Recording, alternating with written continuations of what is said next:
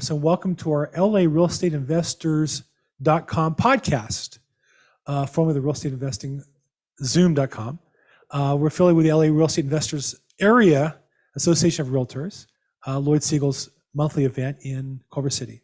And we do this every Tuesday at 3 p.m. Pacific, and we do it at 6 p.m. Eastern time at the same time, and all times in between on either side. This is designed for realtors, investors, wholesalers. And I want to say, on one hand, people getting started in investing in real estate could be as a business, could be you have a business and some extra money and you want to invest in real estate and want to do it passively. We do that as well. And so I'm really excited today to have somebody who I met along my journey as I do my research and learn for places that I want to invest in and participate in. I met Jeff McKee from McKee Capital Group, invite him to be our guest here today. Jeff, thanks for joining us today. Yeah, thank you, Bill. Just a little quick personal background. Where did you grow up and how did you get into real estate? Yeah. I was actually born in Fairfield, California, so NorCal. My dad was in the Air Force, Travis Air Force Base, lived in Japan, over in Yokota Air Force for a little while, then moved back to Sacramento, was there 10 years, Michigan for a few years, then to Houston, Texas when I was in probably ninth grade, met my wife in high school. Grew up in Houston, went to Baylor at college, got a finance degree and an MBA. And then I started working at Compaq in Houston in '88. So basically high tech, OEM, computer manufacturing. And I've been in high tech for 34 years. I spent 16 years at Microsoft, left about a year ago. And now I work for McAfee Software. Basically, they're located in the Bay Area, but I'm in Austin, Texas. McAfee, now there's a name from the very beginning of computers. I've been involved with PCs. I was in Boca Raton, Florida in 1984 when IBM was building PCs, and McAfee was like one of the first security programs. That's a big name. And you mentioned Baylor, which is in Waco, Texas. That's right. And I drove there from by way of Colorado, the back way. I remember we hit the state line around El Paso. I remember saying, we're almost there. We crossed the state line, and my friend said, no.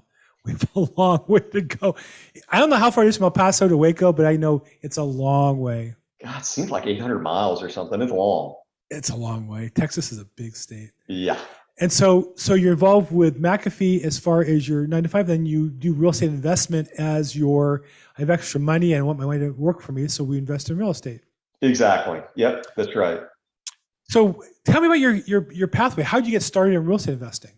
Yeah, well, I'm like some people that do a career W-2 and then look at your 401k and realize I don't really have much outside of a 401k retirement plan. So about, I guess, 7 years ago, I read Rich Dad, Poor Dad. First time I really read that. Started listening to a bunch of podcasts. So then about 5 years ago, we joined a single family mastermind where we actually bought a duplex in Waco and we held that for 5 years, sold it a couple months ago. So that was our one buy and hold. We did one flip with a partner in East Austin. That was one flip that we did. That was all. We bought a teardown house from a wholesaler in South Austin. We scraped the house. We built 2 houses on it. So we became developers, and we were doing basically the homestead strategy, where you build some nice houses. You live in it for at least 2 years to exclude the $500,000 in capital gains. And the back house, the second house we built, that they allow you, like in LA, other parts, they allow you to build like an accessory dwelling unit, a guest house, basically. My wife manages that as an Airbnb. So that was the single family thing we did for about a year. Then I moved over to multifamily and got involved in another mastermind.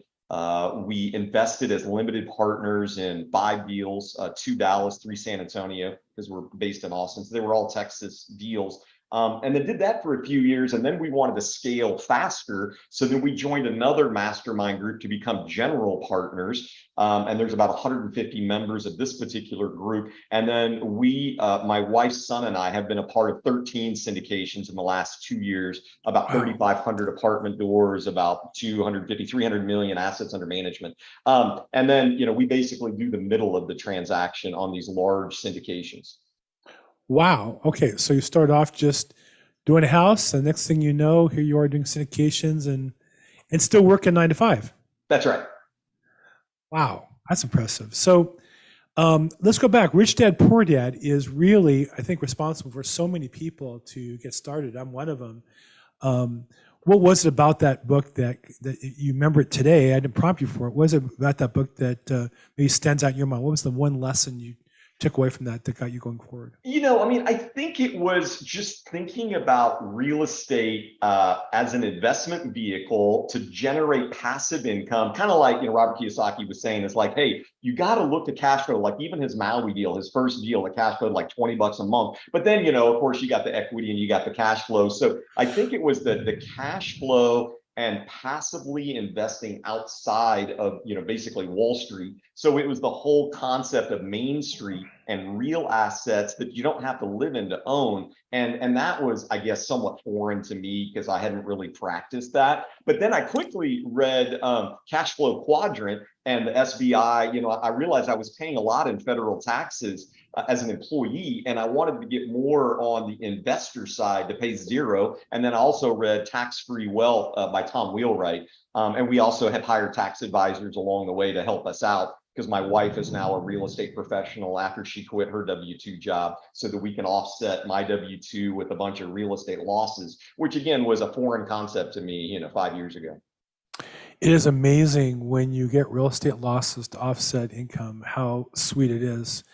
If you ever wonder, if I go back and look at my tax returns, I understand why people might be upset with the government and taxes because the game is meant to be played, right? They pass these rules. It's like playing Monopoly. If you're playing Monopoly, you're supposed to try to buy Park Place and Boardwalk and put hotels on them. You would never say, well, I'm not going to do that. That's cheating. That's the rules of the game. And, I listened to Robert Kiyosaki again recently in an interview talk about, he's not a cheat and he's not encouraging anybody to cheat the system. He doesn't pay taxes because those are the rules of the game and he's learned how to play the game at a high level. And so for anybody on this call, the only thing that matters is how much you net after paying taxes, and you can make a big income, but you're going to pay a lot by percentage and more and more and more. And real estate's amazing. The first time I bought a multifamily, I've told the story a few times. I did a $50,000 investment in December, and I got a K1 for like a $41,000 loss. And I've said almost the whole thing. It's like, wow, this is great. I should do this every year. Yeah. So tell us, do you remember when you first started the mastermind you did with a single family? Is that something you're still involved with, or is that behind you now? Yeah, it's kind of like a lifetime membership. You pay a decent chunk of money up front and you don't have to pay renewal fees and you're still part of the ecosystem. So it's very active in Austin, Dallas, and Houston. And it's about, training, and there's different levels to that particular mastermind. But it basically also kind of, you're investing in yourself when you're putting up $20,000, right, to join a mastermind. And we ended up making back that $20,000 in our LLC by doing one flip with one partner. And so then it kind of forced us to say, hey, we want a return on our investment. It's great to get education, but can we also see some dollars? So anyway, that was part of it. I think one of the things I'm proud of is that we actually took action, and part of that was a little bit of the pay to play, and then you're kind of wanting to get some return on your investment. So that's why we joined several masterminds over the years. I heard I'm all for using free content, and if you're starting out in life, I'm all for keeping within a budget. But if there's one place in life you just spend money on, it's yourself, because you're the most valuable asset, especially if you're young. You have years to reap the return on investment of education. I heard Grant Cardone say that people who pay attention. People who don't pay attention. There's certainly some truth to that.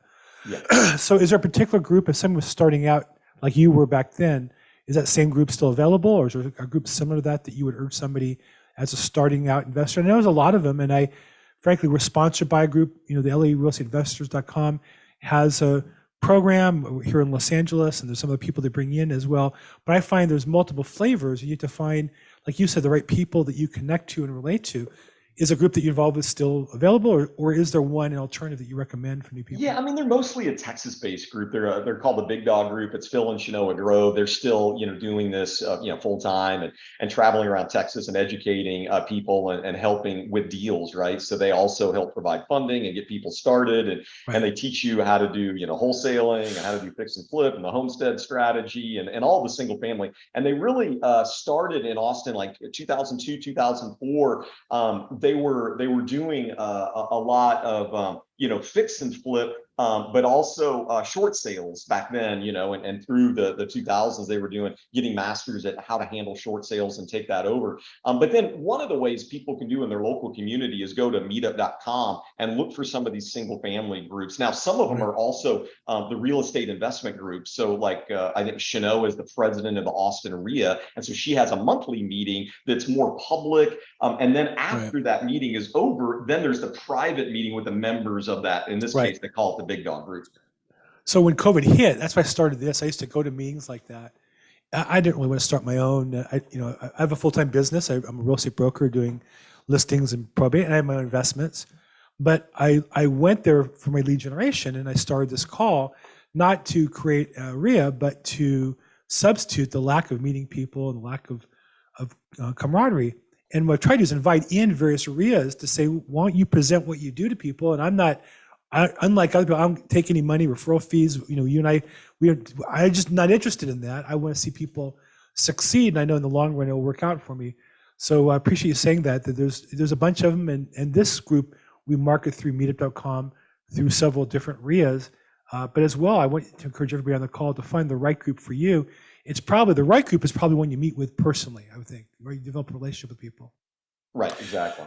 Okay, so we did the beginning, and then now we moved into multifamily as an investor passively. You said you got involved with the mastermind there. Again, is that a group same group, different group? And would you recommend different group? That one we joined, and it was interesting. I was in this Big Dog Group, and one of the guys that was in there, he goes, "Hey, why don't you come to this commercial meetup on Tuesdays at lunch? They have it in Austin every week." And so I did. I went a few times. And then they said, well, hey, why don't you go up to Dallas next weekend? And there's this training about commercial apartment investing. And I didn't know, again, that individuals could invest in apartments. I thought it was just real estate investment trusts and Grant Cardone and people like that. And so the name of the group is Brad Sumrock, Sumrok. And he's based out of Dallas. He's been doing this a long time. So they had 2 levels, probably 3 now, 2 in that group. And we were members of it for 3 years. And there's an entry level, limited partner level that they call the foundation student level. That's what we joined. Then there's a higher level, that's the general partner level. They call it personal mentoring. And then he's since created a mastermind that's even above that. Again, you got to pay to play. But then we invested through that group in those 5 deals as limited partners. And we did that for a few years. Then Brad started teaching about the 8 ways you could get paid as a general partner. It's like, oh, well, maybe we should be general partners and not just LPs. And so then we joined another group a couple of years ago. This one's called Think Multifamily. And that's run by a guy named Mark Kinney. And Mark used to be part of Brad's group a long time ago. Then Mark created a much smaller group. There's about 150 members. And that's also based in Dallas. And then that's where we have our son, my wife and I, we invest together, and we were part of that program. That's where we've done the 13 deals as general partners. And so, all these people, Brad Sumrock, for example, he spoke here in LA at the LA RIA event. You'll see these people kind of go out and tour to meet people. And I think sometimes people feel like, oh my gosh, he's just selling. Well, this stuff costs money to put on, right? His time is very valuable. These people make a lot of money. And like Grant Cardone said, I think if you pay them, you'll pay attention. They get burnt out working with people who don't do anything they teach. They want people who are committed. And when you write a check for $500, $1,000, $10,000, $20,000, you're going to pay attention, or more. You're going to pay attention to what these people have to say, and that's who they want to work with. And so you have to start at one level and work your way up. I think just a good example of that. So Jeff, along the way, you must be regularly approached by people who tell you, I want to get started, but I've been listening to this podcast for 5 years, reading all these books. I did everything else that you said you did before we started, but I just can't pull the trigger. I see those people all the time. I don't really know what to do other than invite them to events and hope they'll find somebody that motivates them to get involved. What do you do to help people get started? Well, I kind of talk to people about what is their unique value prop in the transaction. And it could be they've got time and they can look for acquisition of new assets. Maybe they've got property management, construction background, they could do that. Or potentially some of them may have some equity and they could help out with earnest money down, help out as a key principal on the loan, or help raise capital, put their own capital in as a limited partner, but raise capital from friends and family. And so I think it's finding your niche. We decided to go large with multifamily and not go from single family to the 5 and 10 unit apartment and then to the 200. We just skipped that, the small multifamily. And part of it was we decided to target, basically owning a small share of a large pie and surround ourselves with very experienced people. And so that was our strategy and has been our strategy, especially since, I'm still in my W-2. I don't have Monday through Friday to meet with brokers, walk properties, do the letter of intent, do all the underwriting, do the purchase and sale agreement. So we get involved after it's under PSA, and people come to us for, at-risk capital, earnest money down, and to sign on the loan with them, as well as raise capital. So that's where we fit in. But I think also focusing in on one asset class. For some people, it's self-storage. Some people, it's mobile home parks. For some people, it's apartments. And I think having a focus and having your special sauce, unique value proposition, or a way to basically tune up your blade, to sharpen your blade through training, through learning, from getting with others. And that's, I think, one way some people can be successful. Yeah, I think you hit right on the head. There's two things I think you said, just to unpack or to repeat them a little bit. One is find your value proposition. What value do you bring? Everybody has value in a deal.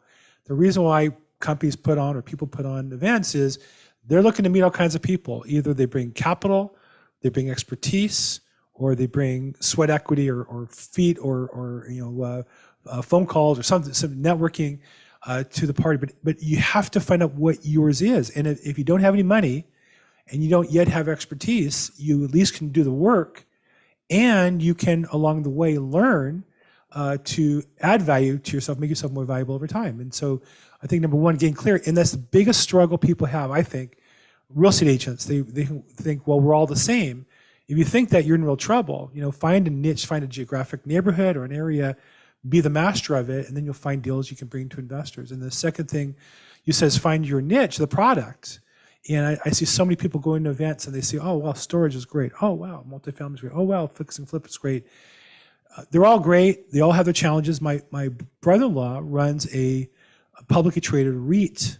All they do is invest in industrial property in Southern California. That's it. Nothing outside of Southern California, nothing that's not industrial, some value add, some not. But they know every property in that market. They have a team of people. He has a company of 200 employees. But he's built this empire, one property at a time, in industrial property in Southern California. Doesn't matter, was it better or worse? I don't know. It worked for him. And I know that you've met other people like I have. Public storage, and they've done well with that. Not always great, but they've done great because they knew what they're doing and stayed out of trouble. So the people who are newer on the call, he gave two pearls, which is one, find your value proposition, your secret power, and two, find a product and master it, and then learn about that every day as you get started. So McKee Capital Group, you guys now raise funds as well, right? You have past investors that come to you. Accredited, not accredited? What's it look like typically people get involved in? So all of our deals are these 506B as in boy syndications, which allow up to 35 non-accredited investors and obviously an unlimited number of accredited investors. We don't currently do the 506C where you can advertise, but then you can't take non-accredited. So part of it is, a lot of friends and family, we're trying to get more people involved in this kind of, let's say, passive investing and to put money into these longer term investments away from Wall Street and invest in real assets. It's an inflation hedge. Rent keeps going up, and you can actually manage. All of ours are single purpose LLCs. So if we buy, an apartment community at 123 Main Street in Corpus Christi, Texas, we create one LLC for that, which is different than like a Grant Cardone that has a blind fund and you invest in the fund and then he goes and buys Class A. We're buying Class B and C apartment communities, 100 to 800 units from Texas to Florida, basically business friendly, landlord friendly states with a lot of net in migration. So it's just kind of a narrow area that we focus on right now, but it's all 506B non-accredited and accredited. And each one is an individual project as opposed to a fund.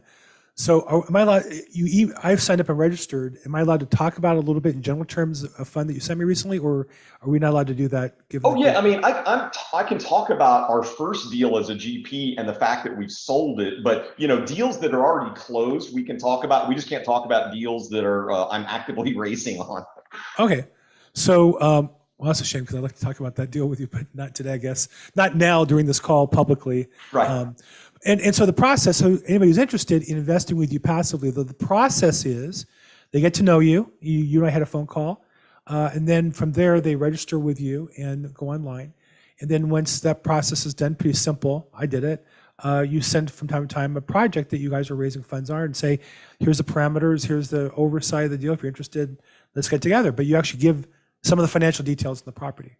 Exactly. Yeah. So we do webinars for all of our offerings. That's what I saw that. That's right. Yeah, and so like we just closed a Jacksonville, Florida deal. It was an off-market deal, very interesting deal. But we closed it, we own it, and all that kind of stuff. But basically, leading up to that, we create an investor presentation. We create, the documentation with all the subscription documents, and then people can invest. Obviously, after tax money, but you can invest as a partnership, like we invest as an LLC. I invest from my solo 401k and my self-directed IRA. So there's lots of different ways people find ways to generate capital or allocate capital towards these investments. And I didn't really know that. Like people would say, well, you can take an old IRA and turn it into a self-directed or a solo 401k and invest in these syndications. Like I didn't know you could do that. So there's some amount of education, research that people do in this space. But yeah, those are very interesting deals that we have. But yeah, so we do the webinar, and then the back end system that we use is called Syndication Pro. So it's a software as a service in the cloud. It's all electronic signing of the documents online. It's a very let's say straightforward process once people go down that path. But like you were saying, Bill, the first step is really to schedule a call with me to make sure this kind of investing is appropriate, that people are sophisticated, they understand this type of apartment investing, the risks involved, because for some people it may not be appropriate. Like I've talked to some potential investors and they say, look, Jeff, I think I want to do like $500 a month in your deals. Can I do it that way? It's like, well, you may want to go to Fundrise or some other ones that you can allocate, the $200, $500 a month. And then when you get a chunk of money, because our minimums are typically $50,000 to invest. And so that's why this kind of investing isn't appropriate for everybody. Can we talk about, since you closed Jacksonville, I saw that deal. Can we talk about that in little specifics? Yeah, sure. So that was a apartment building in Jacksonville, Florida, and it was 200 something units. Yeah, it was 106. 106 units, and minimum investment was $75,000. Yeah. But the returns were solid because I guess Jacksonville is just a growing market with rising rents. Right. And it was a value add where you bought the property and we're doing about 25% of the purchase was for value add, I think. Yep. And so you're buying a property that's a little, I don't want to say run down, but a little long in the tooth, a little beaten up maybe. You're coming in with capital ready to go. You raised all the money. So it's not like you're buying it where we get the money from. You raise enough money to cover those improvements up front. You deploy your teams into fix the property over a couple year period, both rehabilitating and re-renting up. And now you end up with a property that's in reconditioned as well as market, higher part of the market to get a little higher market rent for that unit. Right. Right. And that was the thing I didn't understand about commercial investment, getting into multifamily apartments and this whole concept of they're valued based upon the net operating income and the cap rate of that asset in that area. It's not based upon comparable sales like single family. So, the 1 to 4 is comps and then 5 on up is NOI and the cap rate for that asset. So that was fascinating because like, for example, on the San Marco Village that we closed in Jacksonville, Florida, the owner had purchased it in 2019 and during COVID never increased rents because the guy was fairly wealthy and we bought it off market, but there's what they call a loss to lease. The difference between market rents and the actual rents that the owner's charging, there's about $400 per unit per month that this is below market rent. So then our job as the new operators, the new owners, is to rehab the outside, the inside, and then move up the rents to market. And that's just part. And then you're obviously trying to manage expenses. We bring on new property managers, but it's easier to increase rents typically than it is to cut costs because you don't necessarily want to do that. You just try and manage your expense line items. Now that Jacksonville property, you brought that to market. I mean, I got an email and it was closed like within a week. Is that your common timing on a process No, like no, this? some are fast, some are just a bit slower, depending on the market. Jacksonville's the largest city in Florida, which I didn't realize. I thought it would be Miami or Orlando or something, but there, Jacksonville's the biggest, and there's just a lot of net in migration from people in the Northeast. It's a booming job market. Booming.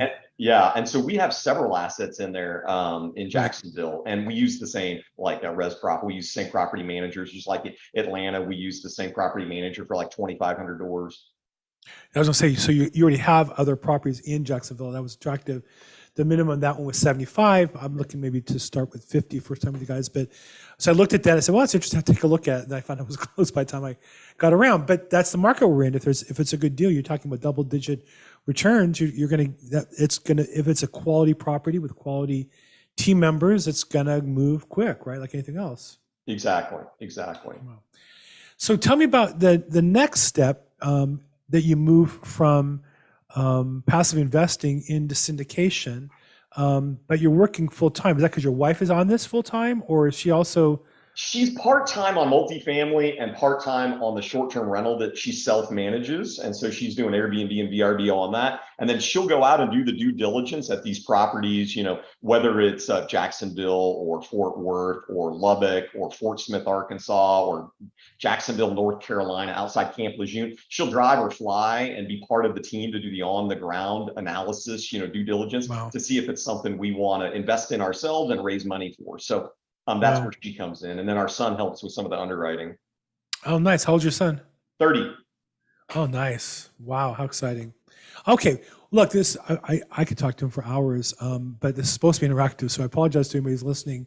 If you have questions, you can raise your hand on the Zoom in the reactions tab there. There's a little hand thing you put up there, or type a question in the question box. If you're watching on the live stream, I am checking there as well, looking for questions or input. I've picked up a couple along the way. But if you're watching on YouTube or Facebook live stream, feel free to put a question there, and I will be more glad to catch up with you. Also, if you're on the call, feel free to put any referral information. If you're an agent, if you have a listing, or if you have investment for sale, feel free to put that in the chat box. I see we're kind of active there. A couple of our regulars, a couple of new people. Feel free to participate. This is meant to be, this was a RIA. I didn't organize a RIA, but there used to be a meeting I would go to, and I missed it. So that's kind of what drove me to get this thing started a couple of years ago. It's been a lot of fun ever since. So if you have questions, please feel free to raise up. So, okay.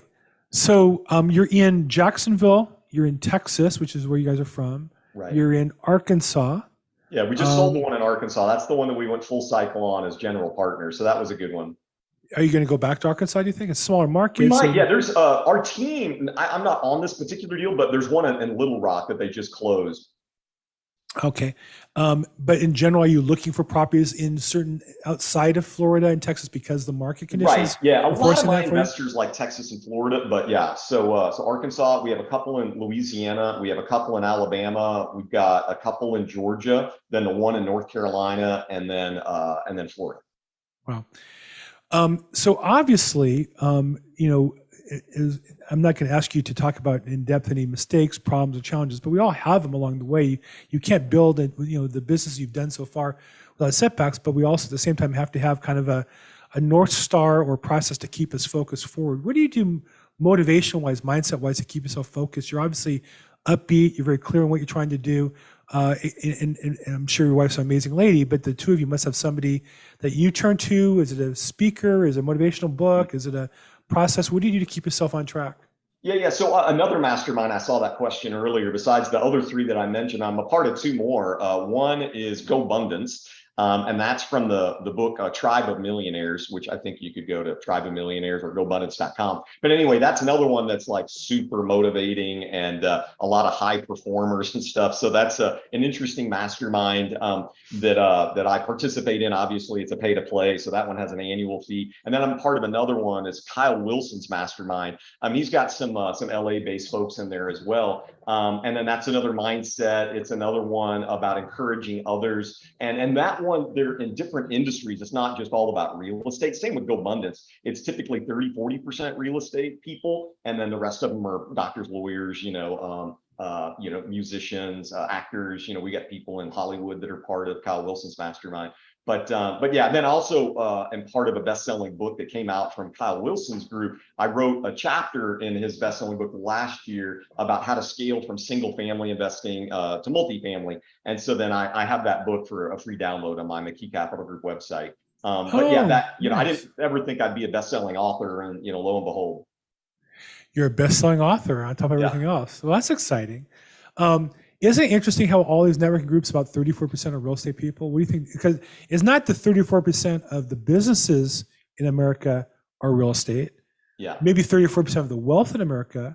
Though I just found out recently that the largest asset class are bonds, because of the people have trillions, I guess. They buy bonds, not real estate deals even. But real estate is one of the best assets. Why do you think so many people in motivation and network like that are real estate people versus others?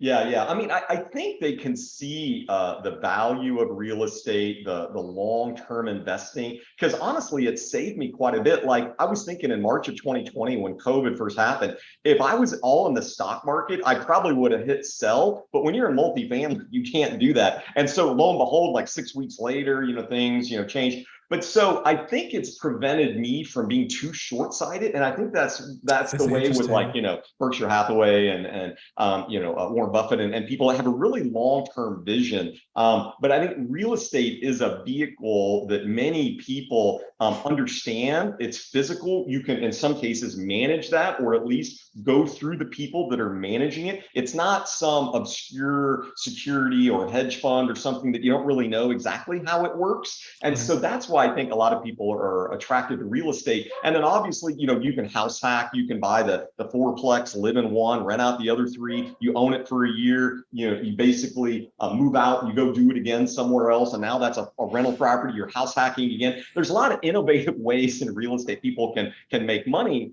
And then I know, from a realtor perspective, some people regret, the houses that they could have invested in that they didn't buy. And that maybe that they're not investing on the side. And so that's just an area, even though you're around it, I know some people, even lenders, they're on the wrong side of the closing statement. They're the lender and they're not the owner, and they're going, wait a minute, I see all this money people are making. I want to be on that side of the table. And so some people that are involved in the real estate industry eventually become investors.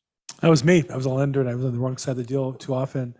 It's funny you mentioned about the long term. I was listening yesterday on Bigger Pockets podcast, and Dave had a guy from, what do they call it? Motley Fool, who was talking about real estate, specifically kind of stock market-like investments in real estate. And there are things, REITs in particular, which are real estate focused products, yet they're financial instruments more like stock. And he was saying the key for him was he took all the apps off his phone, because when he saw the trading going up and going down, he'd be inclined to sell at the wrong time and buy at the wrong time. And he said, you're buying an asset class like real estate for a long period of time. You need to go in with a plan and a strategy to weather the ups and downs to get to where your goals are. And so that's an interesting point that people often, first-time investors will ask me about passive investing, and I'll tell them deals I got involved with, and they'll say, well, how long is my money tied up for? And I'll say, well, I'm hoping 5 years, but I think that there's like a 3 year or something, depending on the deal. What? 5 years? What am I going to do with the money? I don't want the money for 5 years. I want to sit there and grow. I want to go to work. I don't want to bother it. I want to leave it alone. It's like a mad scientist in the workshop. Leave them working there until they give me all my return. But that's an interesting and point. That's another suitability question for investors in this kind of longer term investing is, let's say it's a 50,000 minimum and you put it in. My question is, can you live without that for 5 years? Are you going to come to me in 6 months or 12 months and say, hey, can someone buy me out of my 50K because I need to pay for XYZ? That's not the kind of investing that you want to be doing. And so you just let people know that, I wouldn't say set it and forget it, but it's definitely longer term. And if you think that's your last bit of capital, you may not want to tie it up in an investment like that. There are things we can do on the general partner team to buy people shares and all that stuff, but it's a little complicated. And so we just say, look, if you can't live without this money for 5 years, this may not be the right kind of investing for you, at least right now. I think maybe that's why you need to invest in long. If you think you can't do without $50,000 for 5 years, that's why you need to invest $50,000 for 5 years. I know Grant Cardone's another one who says the same thing, that every day he's broke. He transfers money out of his accounts into investment accounts. So he wakes up the next day, he's broke again. He's got to get some money, and that's what's driven him to be successful every day. And now not all of us have that opportunity. I'm in real estate. I could literally get a new listing every day or a new contract every day. I need to bring that attitude to my business. For the days I'm content, I've got 3 listings. I've got 4 in escrow. I don't work as hard, and so I try it on myself every day. I have to go out and hunt and find something every day. SSS Counselor, I think I'm reading it correctly, says, are there any $25,000 investments you know of? I know for sure Cardone Capital, I think it's 1,000 minimum. That's a pooled fund. Yeah. That's more of it's a great way to learn. I think he's done a really good job, I think, of making it part of the education process. And if you go to his events, you get if you invest and you get to go to one of his events at a reduced price or free tickets, whatever. So I would definitely look into Cardone Capital as an option. SSS Counselor. Jeff, any suggestions you have for $25,000? I'm sure there are. Yeah, I mean, I've invested in Cardone Capital too. And on some of our smaller deals, I usually get an exception for 1 or 2. So if we have a 50,000 minimum, I sometimes can bring someone in at 25. It happens occasionally depending on what the deal is. But what's interesting, when you get to accredited only investing, they actually do 25,000 because some of the family offices just want to try out that, and then they'll wait to put in their millions later. And so but when you do like non-accredited, the minimum is typically 50,000 because we can only have 35 per deal. And if you're raising 10 million, you can't really have too many non-accredited investors. But yeah, we do sometimes have 25,000. But Grant Cardone, I've invested. I'm in Cardone Capital 5. So that's certainly one. I think he does like 5,000 minimum. But it's either 1 or 5, but for sure 25 is no problem. And definitely, and I think the reason he does that, to be honest, is just to get you acclimated to a system. That's what I did. Then also I made a couple other investments because I saw how he did it. I felt comfortable with his company, and I felt more comfortable with the concept as well, and so started investing as a result of that. So I definitely recommend that. There are ones, and I think, Jeff, tell me if this is true or not. I'm going to guess. If your minimum is X, you might consider X minus if you think the person is bringing something to the party. If it's their last money and you have a sense that 6 months later you're going to be scrambling to get them some sort of reimbursement to solve the sob story at the other end of the phone, you're not going to. But if they feel like they're bringing something to the party, if they're a broker out showing you deals, even ones you don't like, or they're going to the network that you're at and they're participating and you're more likely to to get along. I have this platform. I try to invite people on as a way to get in because I don't want to invest 100,000 to start. I want to invest 50 to start with most people. So exactly. So I think it's part of it, isn't it? Is just really yeah, for sure. It's like you're wanting people to get involved in this kind of investing, so you want to see what you can do. Now the other thing is that people can create an LLC between 2 people, 25 and 25. They invest in that LLC as 50K, and then they get the 50% distributions, different ACHs sent every quarter. So there's different ways you have 5 people have 10,000 each. You create an LLC for that investment. I mean, so there's ways that people can pool money, if you will, and still invest in these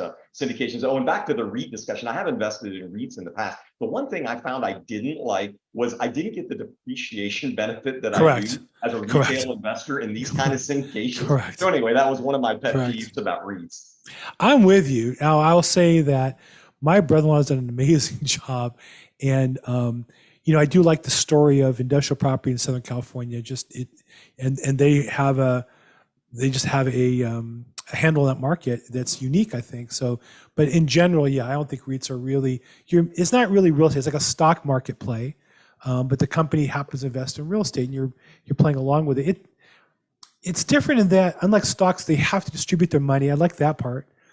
Stocks, major corporations, here's what I know, you're going to get screwed. Now, maybe you get screwed and get a fair return. Maybe you don't. But you invest in a company, they're going to take whatever money they can, and the officers of the company are going to get away with murder if they get away with it.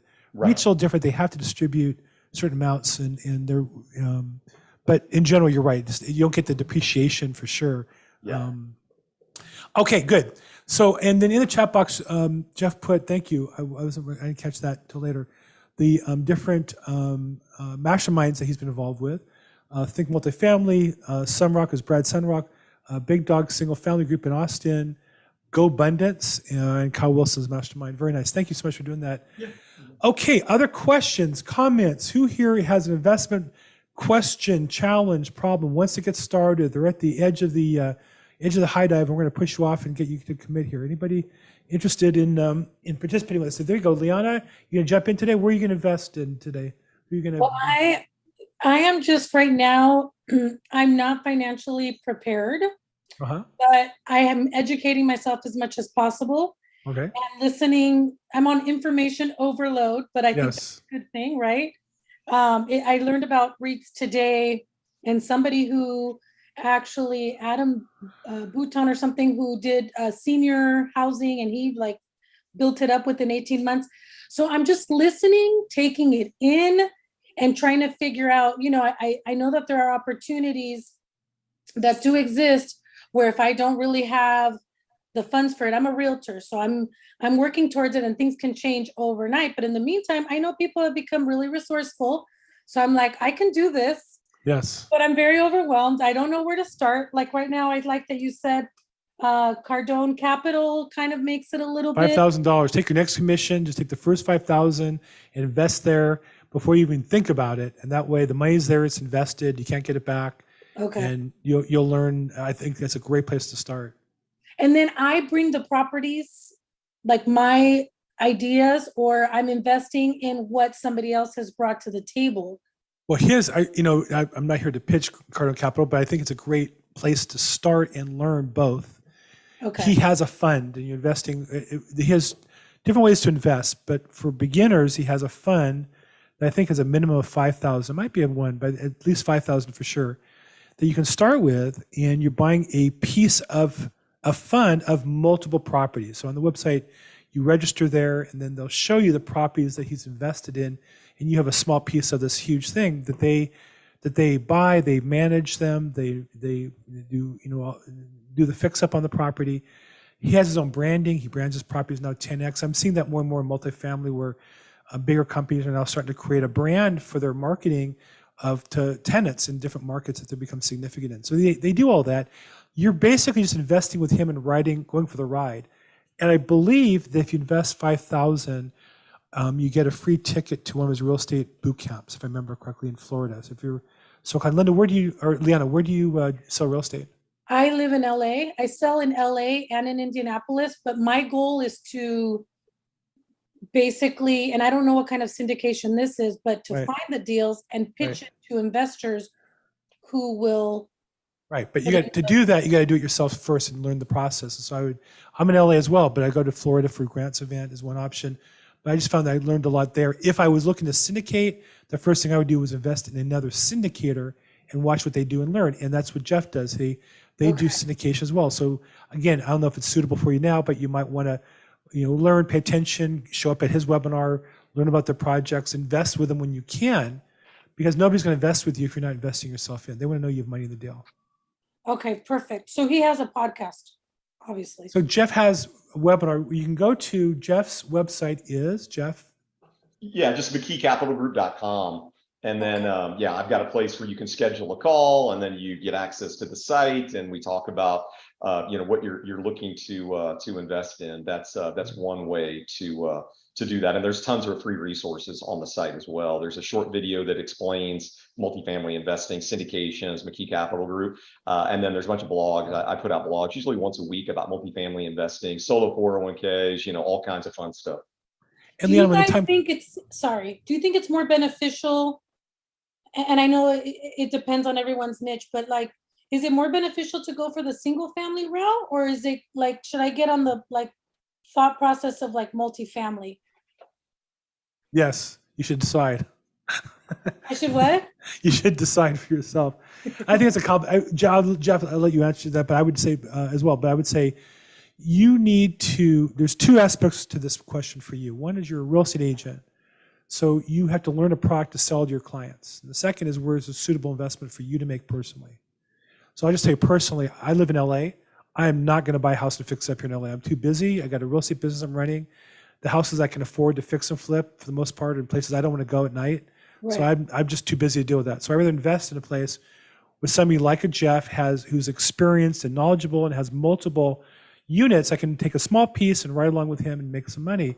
Okay. That's what I do for my investing. For my business, it's mostly I list single family homes, I list probate Right, properties and fix and flip.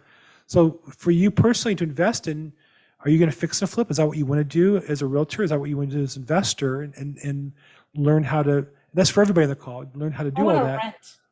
Yeah. So it's tough in LA to buy properties and hold. You got to put down a lot of capital. Whereas other markets, Indianapolis, Jacksonville, Florida, or other places you can do that. So anyhow, feel free to check out with Jeff's program. Jeff, how would you answer that? Should she get involved in single family homes, or should she do multifamily? That's a good question. Like, I'm not sure on the rules of real estate agents and doing single family. I think you just have to know what the rules are about, are you representing, or are you doing this on the side? I think if you're fixing and flipping single family, that's probably pretty safe. If you're wholesaling, you may get into situations where you could get in trouble if you're a licensed real estate agent and you're flipping and getting a wholesale fee. So that might be, on one aspect, you could be a single family real estate agent and invest in multifamily as a limited partner to start with, and then see, is that something I want to learn more about, and being a general partner. But the other thing you can do as an agent is just driving for dollars. I mean, you could potentially, look for those apartment complexes that have trash overflowing, that, just look like they're not maintained. And you could say, well, that could be an opportunity, and it won't conflict with your real estate license, but it's an opportunity to go say, hey, this may be a rundown property, and I may be able to put this, under contract, and then get other people involved. So being out in the real estate industry, you may have some different angles, and you could talk to other people that have been successful in doing what you're trying to do and get advice from them. Yeah. Okay. And I was thinking, Leon, don't let the lack of money be a problem, because you're in real estate. You can find other people. I am sure if I went through your database, you have past clients, friends and family who want to get a good return on their investment, and Jeff's program will look attractive to them. Your job is to pitch it to them, and maybe they come up with 30 and you come up with 20, and now you have a $50,000 or whatever, $75,000 investment that way. That's why I do this. I have clients who ask me, where should I invest? So I put on a program, and I say, well, come to my Tuesday call, and I'll present a different opportunity for you weekly. That's the same thing that I'm doing here as well. Okay. Thank you so much. Yeah, nice meeting you. Thanks for jumping on the call. Yeah, absolutely. Annabelle Pacheco, I see you have a hand up, but you're muted. Let's get you unmuted here, and then we'll bring her in. A little eye candy for the guys here. Hey, Annabelle. Hi. We're good friends. I can tease her. Hi. Hey, Jeff, awesome information. And I host a multifamily call every week on Wednesdays, and I would love to have you share this great information on my call. I'd like to connect with you if you're available. It's Wednesdays, 2 p.m. Pacific Standard Time. I will post my information, and if you can email me, that'd be great, and we can talk a little bit more and see how we can grow this. Yeah, sounds good. Annabelle's my partners. In fact, I've helped her launch that multifamily call, because we need that in our group. So she's a great gal, and also an investor, and she bought and flipped her first apartment building in Texas, near Dallas, I think, right? Yeah, Grand Prairie, Texas. So she's an experienced investor as well. So good. You guys, I think it'd be great. It'd be a good combination. Yes. Yeah. And plus, I get a lot of, I do get investors that are not accredited. And I don't have anyone personally that I feel comfortable enough referring out. Accredited, I do. I'm accredited. So I'm, that's kind of where I focus. And I have some very good friends that are in the business. And to me, it's all about that relationship that you establish. And before I refer anyone out that has $20,000 or $30,000, I want to get to know. I want to know what they do and, how they are. And I'd love to connect with you and allow, just establish this relationship. Sounds good. Look forward to it. And I have both your contact info, guys. So if either one of you needs, reach out to me. Let me be a middleman. Good. You have a question for him while we're here, or is that it? No, that's it. I loved it. I'm excited to find someone that's not accredited. And I'm glad you're excited, because when you're not excited, you're not fun to be with. I know. She's kind of like my second wife, Annabelle. We have this relationship. I don't know what you call it, but kind of like my wife, I guess. I would just, for those of you married, you understand what I'm talking about, right, guys? Okay, good. Okay, good. Who else has a question about investing in multifamily, getting started? If you've been up the high dive of I want to invest, and you're ready to get pushed off the edge here, raise your hand, put a note in the chat box. We'd love to get you involved. And then again, Jeff put his contact info in the chat box, McKeeCapitalGroup.com. And if you go there, you can sign up for the webinars. He has a free book that he's an author on, a best-selling book, which is fantastic if you want to download that, and as well as other places you can catch up with him at. So anybody else? Actually, we're kind of coming with the end of the hour here. So last call here for questions. No? And I know this is a little more complicated than our average investor who's more, oh, there's a hand up, but more fix and flip and smaller pieces. But really, this could be a small piece. It's just you have to learn a little about it to make it work for you. So let's see. So I see, is it Arini? Help me with the pronunciation. Hi, it's Ariani. Ariani, how can we help you? Sorry, I'm on the call late, and I have a beginner investor question. It's pretty much an ABC question. Is how much down do you need to put? I'm an agent, and my understanding is you'd have to have if you run your own business, you'd have to have income from that business for at least 2 years before you can qualify that as income. So that's my question. How much down? What's the typical requirement? So, Jeff represents multifamily investing and has funds where typically the minimum investment is $75,000 or $50,000 investment. That's a passive investment. You're writing a check to his company. You're trusting him to spend 3 to 5 years to take your money and other money like it. And they're going to buy a property. They're going to fix it up. They're going to manage it, give you money quarterly or so. And at the end, they'll give you your money back, hopefully plus a really nice return. If you're a real estate agent, there's obviously conventional investments where you buy a property and you might have to put 30% down or more as a down payment to buy a property as a conventionally financed property. However, there has never been more opportunity for creative financing, especially now in the market we're in now, especially with the rates having run up. And so you can buy properties subject to where you're going to just pay money enough to entice the seller to pay whatever closing costs there are. So I would, if the issue you have is limited funds to invest, I think there's 2 ways you can go. You can invest passively for as little as $5,000 with Cardone Capital. I'm sure there's others like them, and learn. I think I like it because you can invest with him and learn about multifamily. And then if you're going to invest in real estate like houses, you probably can't qualify as an investor on conventional financing, but you should research subject to. I think Pace Morby, has the best material for free on YouTube on that. But you really don't need much more. You don't need any money. You get under contract and somebody else can put the money up the first time around. So you can really get in with zero if you put the sweat equity in. Okay, Jeff, your answer to that question.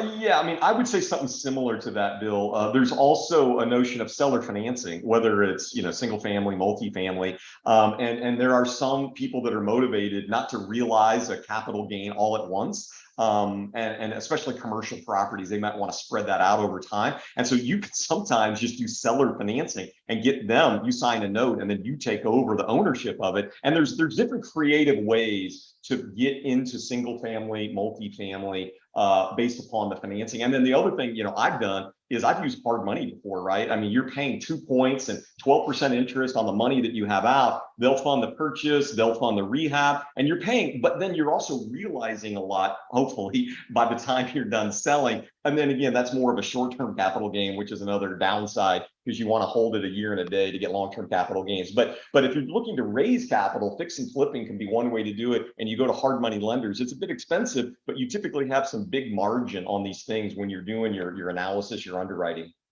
If you find a deal, there's money for it. I can promise you.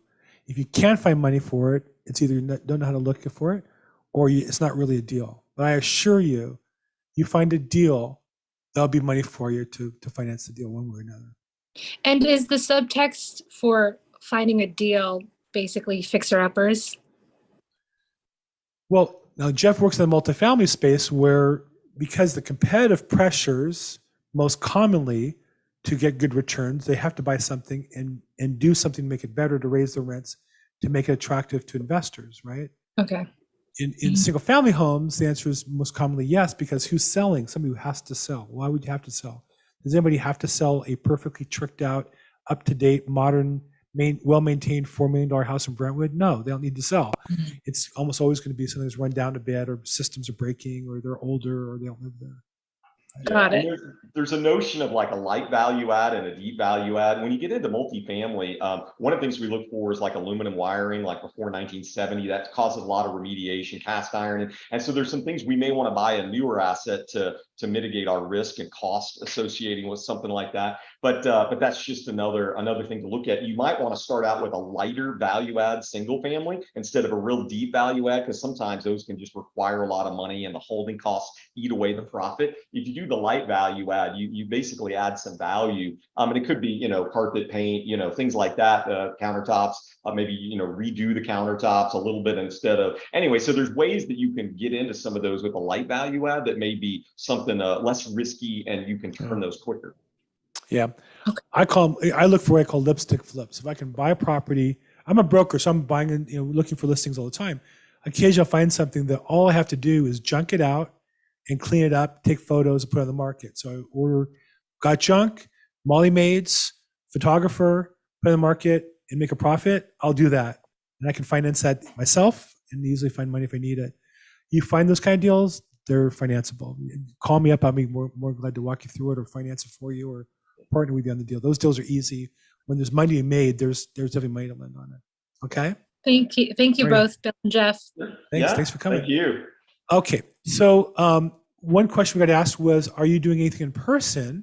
So I think the answer, Jeff, is you're in Northern California or you're in Texas? I know you invest I'm in Texas, Austin, Texas. Yeah. You're in Austin. McAfee in Austin, Texas? Well, I mean, I'm here, so but yeah, the headquarters is based in San Jose, California. Oops, I gave out the secret there. Sorry about that. So, do you do any live events? Have you been? Do you travel on your business? Or you come out to California for any live events? I mean, not too much. I'm going to take my mom back to the Bay Area in November for her 80th birthday, so she can visit, with her sisters and stuff. So we'll be in Northern California in November. But yeah, at least with my W-2 job, I don't really get out much nowadays, and I don't do much, multifamily. But that may change, here in the near future. You never know. And then again, SSS counselor says, if I put 50,000, what will my return be after 5 years? Typically, there's no typical, right? There's a whole range of options. I can just tell you the last couple of those I looked at maybe paid me 8%, per year. And then they were going to refinance or sell after maybe 5 years. And the total investment for that period would be probably a doubling of the money in 5 years, or a little bit more, maybe. Right. 20% per year. Yeah, that's kind of our rule to bring it to investors. Is the goal is to double the investor's investment in 5 years. And so if someone puts in 100K, our goal on the underwriting is to pay them cash along the way, that 8% pref for 5 years. So let's say 40,000 along the way. And then when we sell, they'll get another 60 plus their 100 back. That's the 200. That's doubling your money. So that we won't bring it to an investor nowadays unless we can double the money projected, in 5 years. Seems pretty typical. Yeah. And so again, this isn't a get rich quick. This is about putting your money to work for you while you're working your 9 to 5 or your business in my case. And so while I'm working my business, I don't have to work that hard to follow the deal. I have to find the deal up front, vet the people, vet the deal, and then let it work for itself.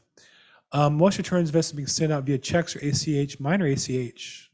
Jeff, do you guys send out your money ACH? Yeah, it's all ACH, yeah. I know Grant Cardone signs checks. I think because he likes signing checks, to be honest. I think it's a fun thing to do. Well, the other thing about Grant is he sends money monthly. We send ours quarterly, so I get a check, I get a deposit in my solo 401k from Grant Cardone for Cardone Capital 5 fund. I just get it dropped in monthly. And then on syndications, we typically pay ACH quarterly. Yeah, I get it. And so I just think he enjoys signing the check. I think he likes bitching about the check signing more than he does the actual sending of the checks. But yeah, that's between him and me. Okay, look, we're at the end of the time here. Last question, live event. Well, it turns out our sponsor, the LA Area Real Estate Investment Association, has a live event. We do it every second Thursday of the month, and they have a vendor expo where we'll get about 250 people in attendance, and they'll have a speaker. Kind of like Jeff, somebody who I would say is an industry leader, success that you can follow. And there'll be about 50 vendors as well. It's free at the Iman Cultural Center. Fun fact, I'm a religious Jew and I wear a kippah and I go to a Muslim cultural center because the event's that good. And I don't go at night, but just because I work during the day, my business, but I go to that event because it's that good. So that will be on the second Thursday of the month, and we'll talk about it again. And then the speaker this coming month is going to be Joe Arias, who's actually a local real estate investment coaching program for beginners. So we'll have a chance to talk about that when we get a little closer to the event. So again, I know we got a lot of questions. Thank you for those who participated, and appreciate it. Jeff, thank you so much for your time today. I really appreciate you on here and your giving spirit and all the information you gave to us today. Yeah. Thank you, Bill. Thanks everybody for joining. We do this every Tuesday, noon on Eastern Pacific time, 3 p.m. Eastern. This is the LARealestateInvesting.com podcast. We do every week. It's for brand new people, real estate investors, wholesalers, real estate agents. We all want to make more money and build more wealth, and here's a place to do it by meeting people on the same path. So thank you very much for participating today, everybody. I appreciate